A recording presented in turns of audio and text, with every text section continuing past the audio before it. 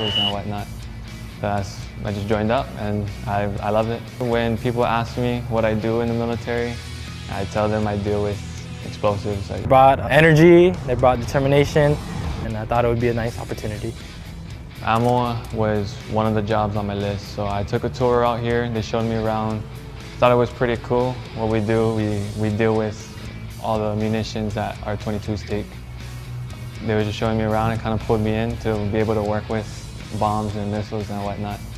I just joined up and I love it. When people ask me what I do in the military, I tell them I deal with explosives, I deal with bombs.